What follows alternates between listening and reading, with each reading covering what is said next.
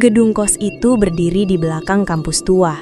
Bangunannya 3 lantai, catnya kusam, dan lorongnya selalu lembab meski siang hari. Tidak ada satpam, hanya ibu kos yang jarang terlihat, lebih sering mengurung diri di rumah kecil di depan pagar. Mahasiswa menyebutnya kos melati, murah, dekat kampus, dan entah kenapa selalu ada kamar kosong. Lorong lantai 3 adalah yang paling sunyi.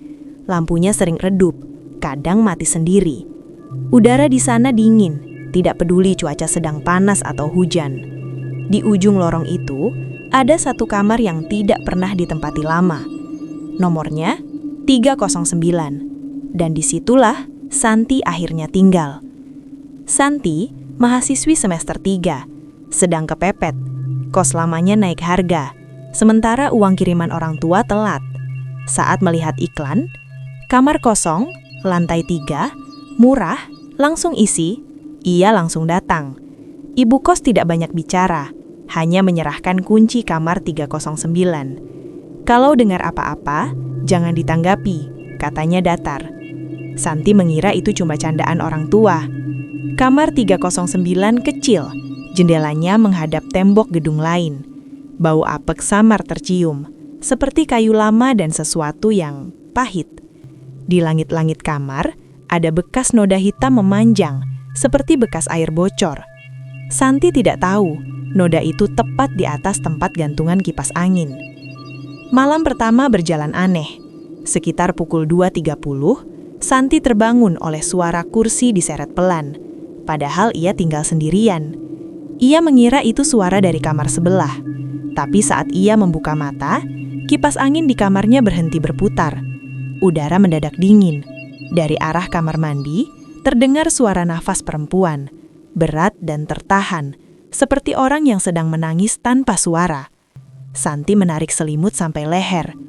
Cuma capek, cuma halu, bisiknya. Pagi harinya, ia menemukan bekas telapak kaki hitam di lantai kamar mandi. Kecil, dan tergantung seolah tidak menyentuh lantai sepenuhnya. Malam ketiga, teror berubah jadi nyata. Santi terbangun karena merasa lehernya pegal, seperti ada yang menarik dari belakang. Saat membuka mata, ia melihat bayangan hitam menggantung di langit-langit kamar.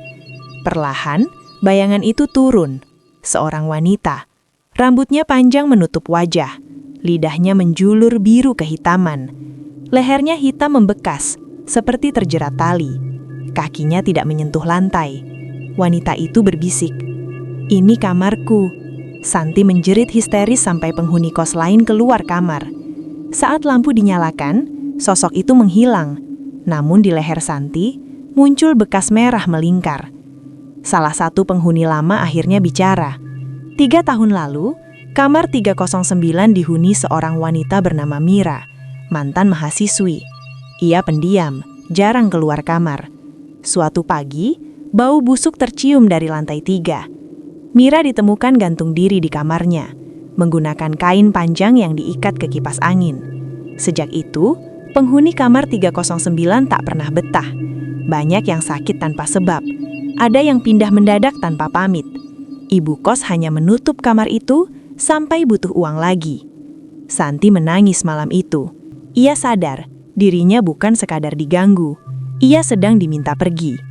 Malam terakhir Santi di kamar 309 adalah yang paling mengerikan.